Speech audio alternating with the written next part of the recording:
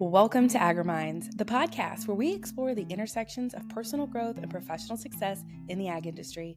I'm Kacee Bohle, your host. Thank you for joining me as we dive in to the different strategies and insights that will help you level up your life and career. From mental health to leadership development, we're going to cover it all. So sit back and get ready to grow with AGRIMINDS. Hello and welcome back to the AGRIMINDS Podcast. I'm Kacee Bohle, and today I am joined by Morgan Tweet. She is the CEO of IND Hemp and also known as the industry mama on all social media platforms. And today we're going to be talking about leadership and mindsets and how to just show up unapologetically. So Morgan, welcome to the AGRIMINDS Podcast. Yeah, thanks, Kacee. I'm really excited to be here. Thank you. And just big credit to Jamie Petty. She is the one that suggested that you come onto the podcast. And I had a couple of conversations with Morgan, learning a little bit more about her. And I'm like, yes, that's what we're going to be talking about. But for people who don't know you and aren't familiar with your channels or the industry that you're in, will you shine a little bit of a light on who you are, what do you do, where are you from, all the things? Yeah, thanks, Kacee. So, like you said, I'm the CEO and co-founder of IND Hemp. We are strictly grain and fiber hemp processor. We're the largest, we like to say, hemp campus in North America since we do both grain and fiber processing. But really what that means is we're working with local growers that are growing that industrial hemp genetics, and we're converting it into finished food, feed, and fiber products. So we're selling an ingredient or a sustainable material. And so my role is always changing. And like you mentioned at the beginning, I've sort of started showing up online in a little bit of a different capacity lately. Because our industry still has a lot of education, and I think consumers like to associate, a person with something. And so I think I've tried to just be a little bit more out there and vulnerable about what it's like to be in the industrial hemp space, what it's like to be a woman CEO. I'm also a mom. I have 2 little ones. And also, what a Christian's like being a leader. And, so try to juggle all the things with a little bit of grace. But I'm really excited to be on this podcast to chat with you. I think we both work in rural communities in this, fantastic community of agriculture. And there's so many things that we share. And so it's great to have like minds together. Yes. And I'll be very transparent. I think I shared a little bit about this on probably both Greg Kruger and Melissa Nelson's episodes, which you can scroll back and find those. But both of those folks are tied to the hemp industry in some capacity. And when I was growing up in agriculture, I knew corn and soybeans. And it wasn't until like 2018, 19 timeframe when I started working with some tobacco and corn farmers down in Kentucky, Tennessee area, and they started to switch over their fields to hemp because the tobacco industry was kind of slowing down, if you will. There wasn't as much a demand for tobacco. And so they were putting hemp into those fields. And I instantly was like, I don't know if I should be showing up to these farms. Like, should I be associated with them? Like, because my mindset on hemp went straight to drugs. This is bad. Like, we shouldn't be talking about this. And then I learned the difference between like CBD hemp and the oils versus the fiber and the grain and all of the different possibilities that hemp can be used for. And I had no idea. I mean, for those who are listening, can you just provide a little bit of context? What types of everyday items can grain or fiber from hemp be used for that they're probably not even aware of? Yeah, I'll probably start with I kind of categorically put us into 2 different buckets. Industrial hemp is what you just described, the grain and fiber, and I'll talk more about what applications people will find that in. But the other side I call floral hemp. And really from an agricultural perspective, it's because we're harvesting floral matter. And that's what they convert into CBD or other cannabinoids, THC being one of those cannabinoids. But on the industrial side, we're all over the place. It's amazing how many sectors we can touch. From the grain, it's a very nutritious oilseed crop. And so think plant-based proteins, think high refined or high value refined oils. We have a really unique omega-3 and omega-6 ratio in our fatty acid profile.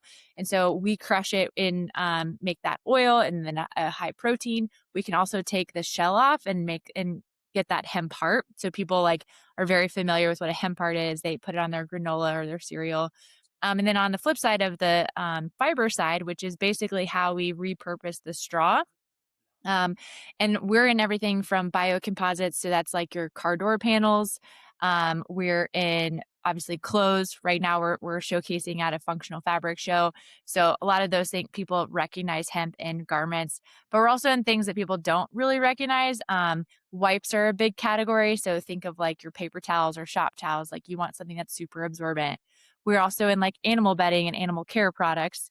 And so it's pretty amazing. Again, all the sectors we touch, we're continuing to find opportunities. Sometimes I say hemp's greatest strength and our greatest weakness is we can do so many things. And so as a business owner, like you want to be really focused about like what you do and what you do well. And so finding like where there's higher value is opportunity to take it to market. That's kind of what we've been navigating these last 4 or 5 years and really finding a good fit for where our materials can call home. Oh, I love this. I don't think people in general have the knowledge or the history of like when we first started using hemp in ropes and, back in the olden days when people were traveling via ship. I think that that's crazy. You have anything to comment around the mindset part around the plant? Whenever we hire people, I sort of always say this thing is whether you like it or not, you're an advocate for hemp now. Because the first thing people are going to ask you when you say you work at a hemp company is, some sort of joke, right? Or like you getting high on work time or something like that. And so, like, I really encourage folks not to get frustrated with that. Like, there's generations of, mindset that we have to reconfigure about what they think about cannabis as a plant. And so I always see that as an opportunity to educate someone and I get more excited about it because if you're discouraged or you're like frustrated, then like you're not going to, really represent the plant well.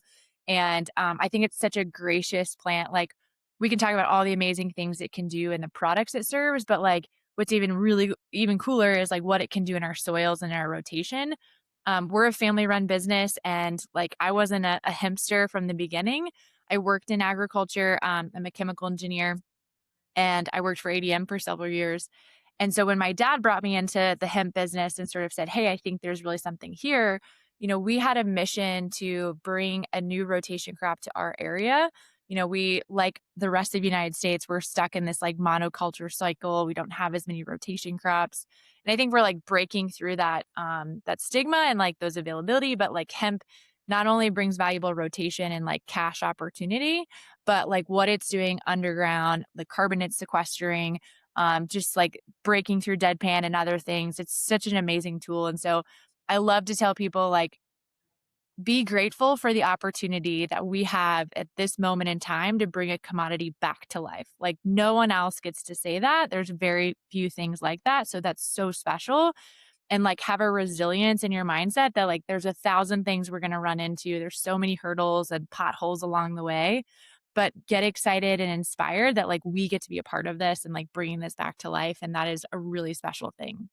And I think it's so crazy that in an industry where our whole entire life and business is dedicated to tending to the soil and trying to optimize that crop and trying to get the most bang for our buck, like why wouldn't we be open-minded to adding a new crop to the rotation? And What I run into more maybe isn't the resistance of like, or like anti, like this isn't going to work, more like sitting back in the sidelines and like letting someone else figure it out. And so I've heard like so many times like, "Oh yeah, like I've heard about you guys, like that's cool." Like I've sort of broken through the stigma that like we're not marijuana, we're not CBD even, but we still have this like lack of conviction to like take charge and like really play with this. And that's sort of I feel like loss on their part. They're just sitting on the sidelines and they're waiting, letting other farmers like take the risk, learn all the things. And I get like every operation has its own ability to manage risk and like what they can invest in like R&D and such. But I do believe this is like the next commodity that like at scale can really make a lot of value to rural communities across the country.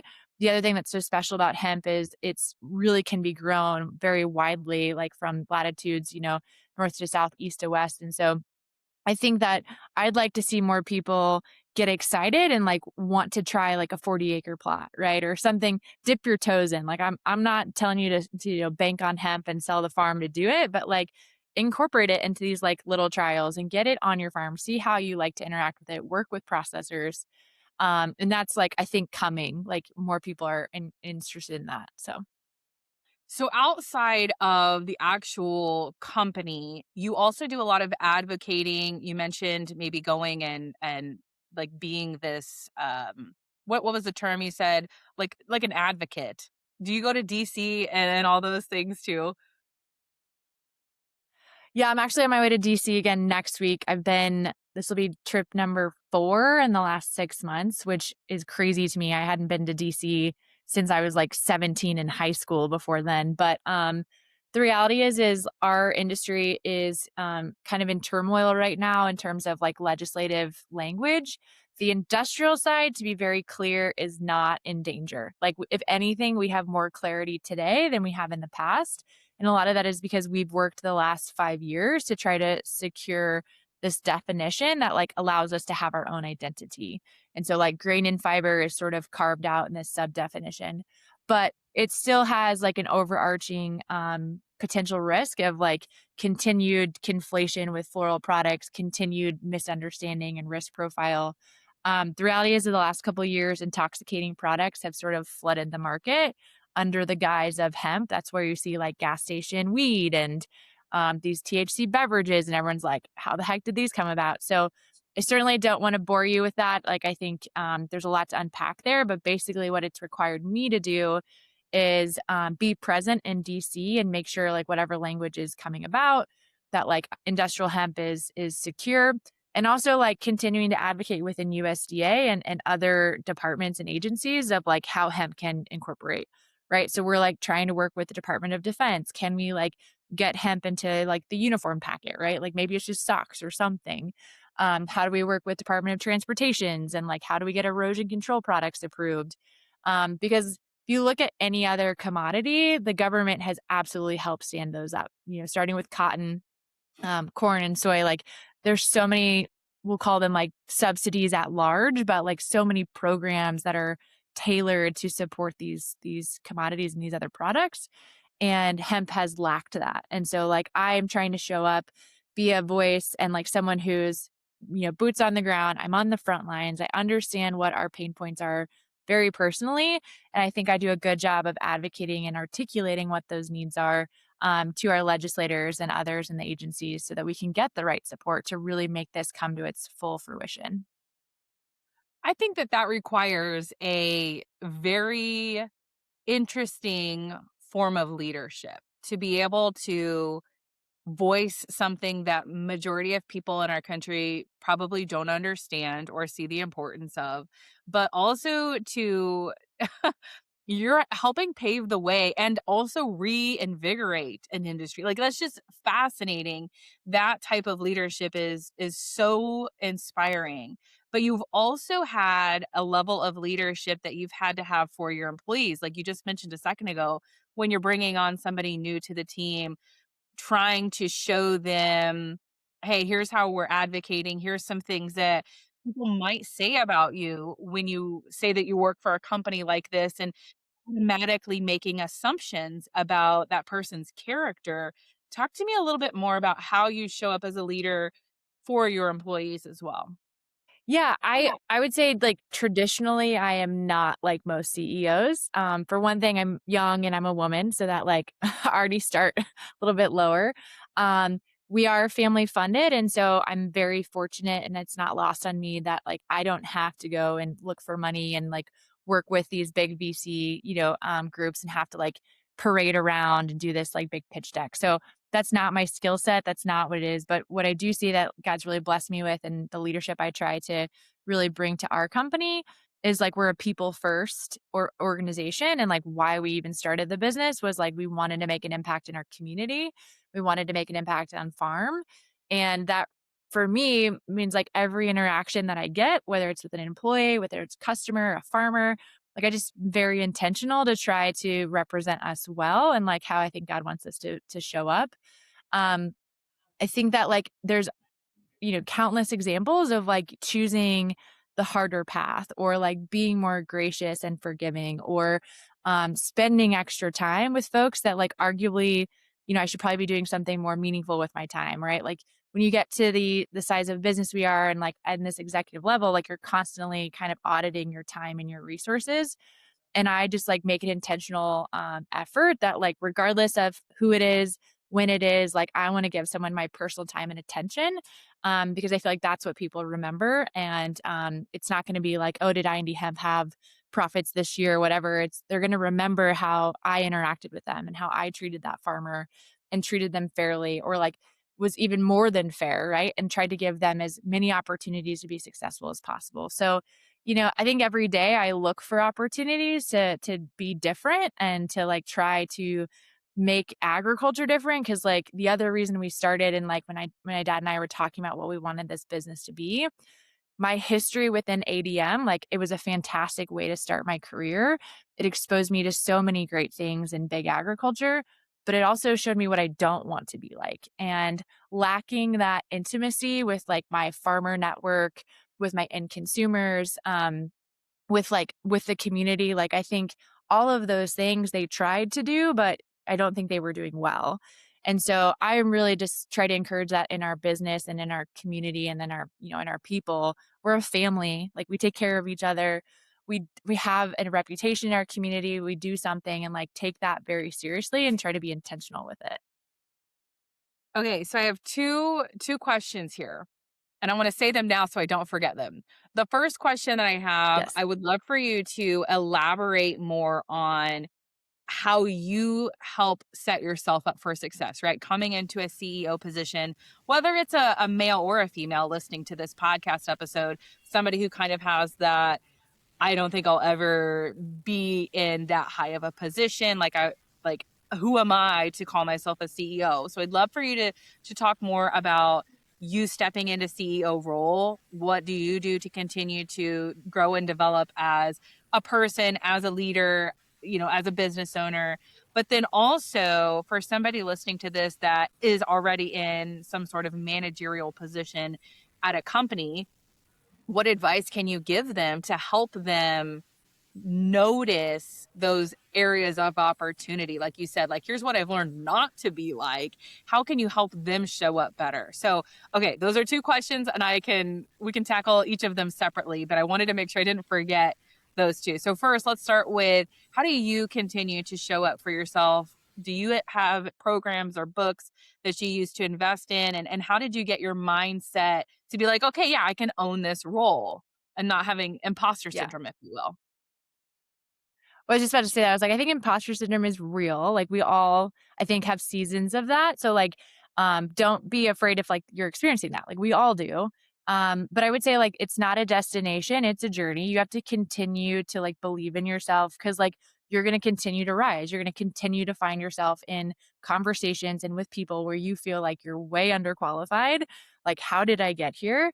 And you just have to continue to like believe in yourself. But I always love the saying that God doesn't call the equipped, he equips the called. And that's so important to like recognize that like you may not have the skill set, you may not have the wisdom, you may not have the money, whatever it is for your ambitions, but like have faith that like that's coming, right? And so like I do spend, time I try to listen to podcasts or read books or constantly like work on myself. I try really hard to make my fitness and like my health a priority. So like I'm a workout person in the morning. I go like 3 days a week and like my husband's great about like taking care of the kids so I can have that time. I think that's super important. Like health is something like people don't spend enough time recognizing how much it plays a role in your mental, abilities and like how you show up in the office. So like if you're not doing something for your health, like you need to start doing something right now, whether it's just more drinking more water or more steps. And then I do like find myself in prayer when I'm nervous and like, or I'm going to like a big meeting or like I have a decision to make, like I'm in prayer about it. And I think that's so important for business owners. Um, or even leaders, like, you don't have to be in charge of anything, but, like, if you're not, on your knees when you're nervous and you're scared and you're bringing that, like, then it's not you're not gonna see the fruit of those things, and, like, again, I just go back to, like, there's not a destination. You're never gonna get to a point where you're like, "Okay, now I feel like the CEO." Because as soon as, like, you feel there, you're gonna be put into a situation where, like, "Well, okay, I definitely don't feel ready for that." And so just, like, give yourself some grace and, like, be willing to continue to work on it. And, like, I'm so grateful that I have an amazing team around me. Like, I continue to, like, find in myself what are my strengths, what am I good at, like, what am I naturally leaning towards, and, like and just, like, dig in there. And, like, there are going to be things that are, like, gaps in your armor, and, like, build a team around you that fills that up. You don't have to do all the things. You don't have to be amazing at finance and, like, understanding P&L sheets, right? But find the people that you work well with that are mission aligned, that have the same work ethic, and at the end of the day, I think you'll continue to find that, like, you're an even stronger piece of armor when you're, like, collectively working together. There were so many things I was like, "Yep." Like, I need to quote that because okay, so the first thing you said, like, there are gaps in your armor, right? Like, I love that we're talking about this kind of like through like a faith-based lens here because that's important to me too. And so I love how you're kind of like weaving your beliefs into your business. That's so cool. And I'm like, I don't know, it's inspiring to help me show up more sure of myself, right? Like that's something that I think a lot of people struggle with is how do we keep our belief out of our business, right? How do we show up as a Christian into the workplace? Because for so long, those have kind of been separated and maybe inappropriate to talk about. And I'm seeing it more and more and it's so inspiring. I understand, right? I understand the consequences, repercussions, or challenges that may come with that. Totally. But it feels good. It feels like the right thing, if, even if it is hard. So I just want to commend you for doing that. But then you also said something like, they can be filled. Like we're showing up to battle. We've got the armor on. Like we're as equipped as we can be in this moment. But there might be some weak areas, but you can lean on those around you. Um, to fill those. And I just like I never thought of it in that way. And it's like that's why it's important to have a support system, both personally and professionally, to lean on when you're like, I can't see the way here, or I don't understand this, or I'm frustrated with that. Like, how do I tackle this situation? And I feel like that's another like checkbox for like having a coach, right? Like we can see things that you've maybe had clouded vision towards. And it's like bringing in that outsider perspective, bringing in a cohort of something like, and that's again another reason why I do something like the AGRIMINDS Alive program. It's like we can talk about these topics and you can learn about them, but unless you have people who are supporting you, encouraging you, and holding you accountable, it may not stick. It may not fill in those gaps as well. So the next question was around like if there's somebody listening to this that is already in a managerial position, CEO, whatever it is, business owner, and they're managing people, how can they do kind of like an evaluation with themselves? Maybe they don't know they're not leading well. What are some things that they can kind of check on to see if maybe they have room for improvement? Well, I think one thing that's important, showing up as a Christian in leadership does not mean you show up to work and you throw a Bible at people's face and you evangelize them to death, right? Like I think people think it's a binary conversation. That's so not the case. And if you like look all over scripture, like Jesus and God just ask us to like show up well and to be a light in a dark place. That does not mean we are trying to convert Christians everywhere we go. Like, so check Yeah. that box. So like that's not what I'm asking folks to do to be a Christian in leadership. It's like the integrity that like when God calls us to be, and to care and love for people and to have a servant's heart. Like the best leaders are bar none the folks that serve their people, not the other way around. And the best example of that is Christ. And so I think that's the first like thing for you to do a reflection of like, are you serving the people that work directly underneath you? And I get that, like, that's a kind of a dichotomy that's hard to wrestle with, but there are absolutely examples of that through your day that I know you'll be able to find. Like, it's as simple as, like, grabbing someone a cup of coffee that, like, maybe you didn't used to do that, or checking in on them and just like, "How was your weekend?" Like, serving them in the way that, like, you care about their home life, right? And you remember their kids' names and you ask them when they had, like, an event because they're a person, not just someone who's, like, doing something for you. So I think that's like, but like if I could put it into one sentence, like you should always be asking yourself, like, are you serving your employees or your team? Um, and then I think like some other tangible things that you could be working on, and this is for non-believers too, like it's just a good leader, like have those conversations. I think that what I've continued to find helpful for me is the more clarity I can create and like what is the vision? What is the goal? Where are we moving? And like how do people know what they do every day affects that is so important. And so the last year and a half as an organization, we've like really doubled down on like what is our 1 year, 3 year, 10-year plan, and we break that down, and obviously like the clarity, gets a little bit foggier as you move out. But that 1 year plan, I want to be able to like every individual in our organization should know these four things I do every day go like tie back to these four things. So like we've sort of bucketed about 10 different milestones or 10 different tasks that articulate that 1 year plan, and everyone should know like their contributions on a daily level affect one of those things. And we haven't done it perfect, like we're still refining the process, but I'm just like more convinced that that clarity makes me a good leader. And it also like separates the emotional part. Like my husband would tell you I'm too nice, and that's like one of my weaknesses. And I get that like psychologically might seem like, a boss that's too nice, like can't get the job done, can't hold people accountable. But I think both things can exist. But the accountability part is real. And so if I can separate accountability from like emotional, like I care for somebody, I love them as a person, I want to serve them as a human being, but I also need to hold them accountable to what they bring to our organization. If I can find a way to do both things, then I think I can be successful. And honestly, I think taking care of them as a person will absolutely result in that accountability of what they're contributing. Like they are the same thing.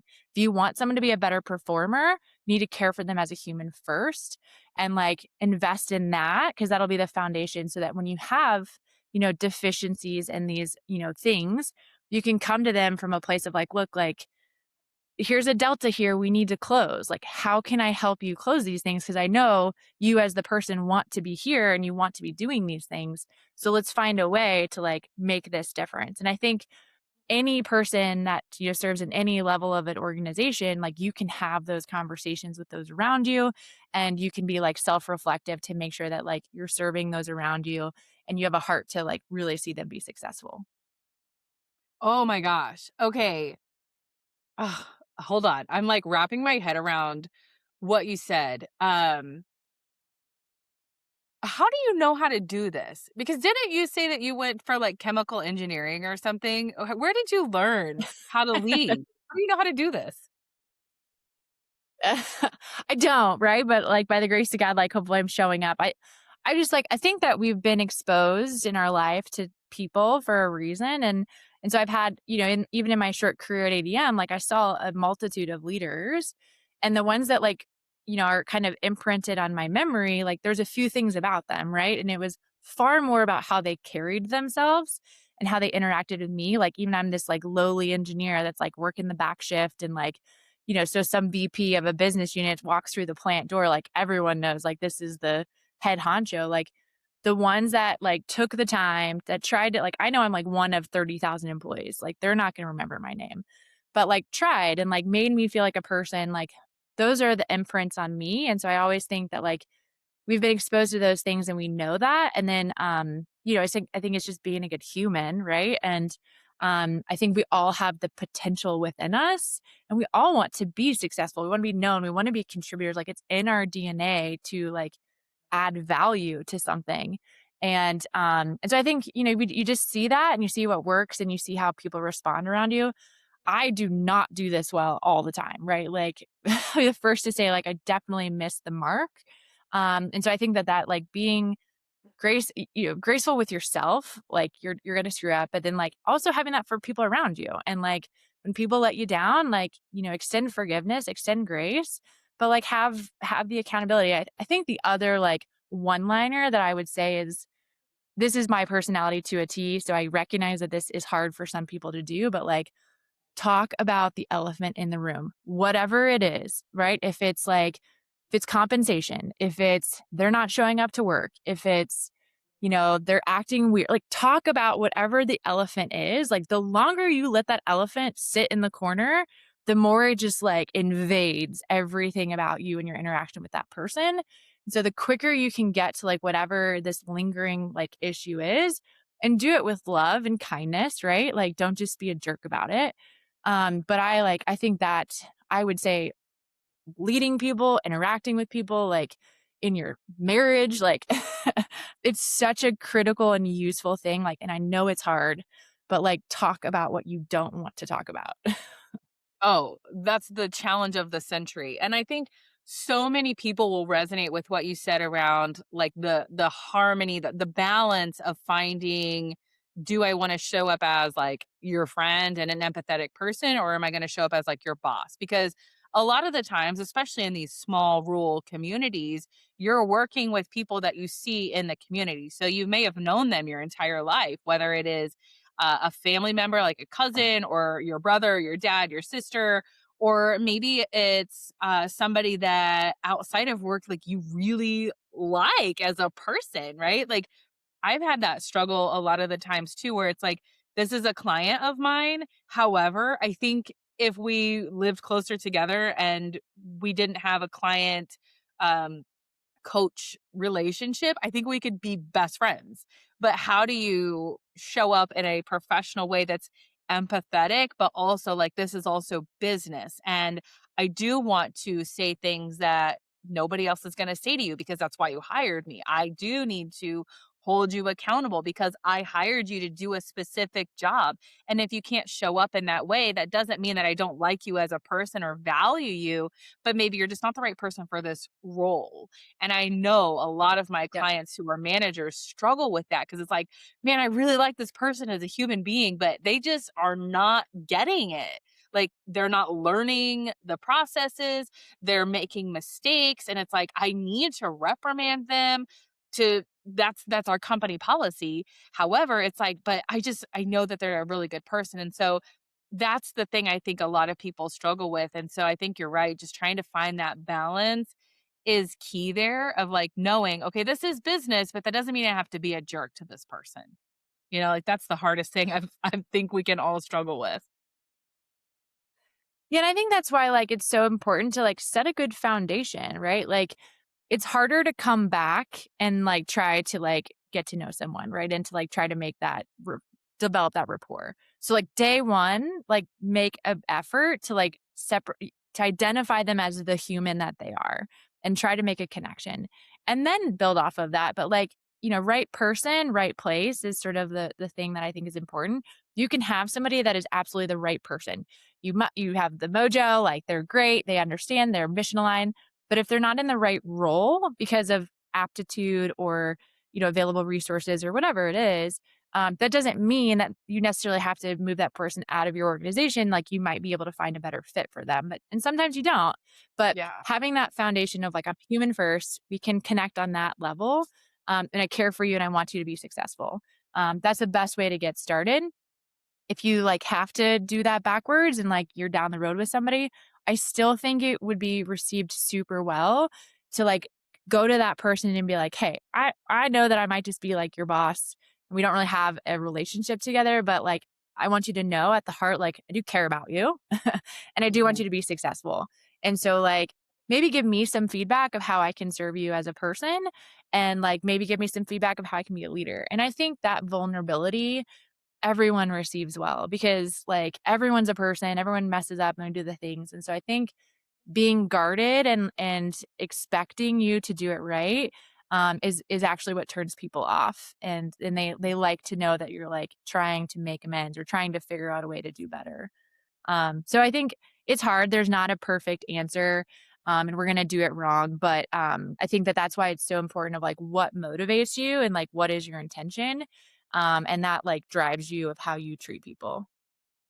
Okay, so for those of you who are driving, listening to this episode, go back 30 seconds and re-listen to what Morgan just said. And I think that is the most powerful thing that you have said today on this episode is I see that this person could show up differently, or maybe they're not doing what I'm expecting them to do. But instead of you going and telling them, hey, here's what I'm noticing about you, what you just did was you flipped the script on them and you said, "Here's what I'm seeing. How can I serve you better? What do you need to feel supported in this role? How can I lead you better? How can I provide feedback to you?" You're asking them to tell you how you can tell them what they need to do. Oh my gosh. Right? It's the Jerry Maguire, right? Like, help me help you. And I can't tell you how many Yes. times like Oh, that's so good. I mean, honestly, that's like the mic drop moment on leadership and how to just show up well for not only serving other people, but that serves you well too, because you can sleep at night knowing that you've tried everything that you could, that you were respectful and you're helping develop other people while also staying true to your values and getting work done. I've loved this conversation, and I'm so thankful that you've taken the time to join the AgriMinds podcast. And I've been loving your content lately. I've been seeing you showing up in a new way. And for those who haven't connected with you yet, where can they find you? Yeah, no, I super appreciate it. This has been fun conversation. I don't get to really unpack this side of me and my business. I hope I can do that more because I think it's so important. Um, I definitely like give me a follow on socials, right? Like I think at the end of the day, like I want to see hemp in like all around us, right? Like I want it to be in your car, I want it to be in your house, I want it to be in your clothes. And the only way that I'm gonna make that happen, like as a sector, is for people to like break down like what hemp is. And so I try really hard to just like educate, to kind of be funny and inspiring, like, show a little bit of my life because I do think like that helps people understand. Like at the end of the day, I'm just a mom who's like trying to figure this out and juggle all the things. And I have a 2.5-year-old and a 1-year-old and a husband that like, is ranching and I'm new to ranching. Like I have no idea what I'm doing out there. My mother-in-law like would tell you that. um, and so I think that's a fun way for me to show up and like to communicate with people. Um, and then also like, if you're interested, if you have a business or if you have a way that you think hemp might come into your category, like give us a shout, like send us an email. You can look us up indhemp.com, like send us a shout out there. I try really hard to have an open door policy and like give my time to anybody and everybody. You never know who God's going to put across your path. And so like I just try to be very open that like I try to take all the calls. Like we get requests all the time of like, hey, I want to set this up in Africa, or I want to do something like you're doing over here. Like, can you tell me what to do? And so like I never hold back. I want here's my playbook.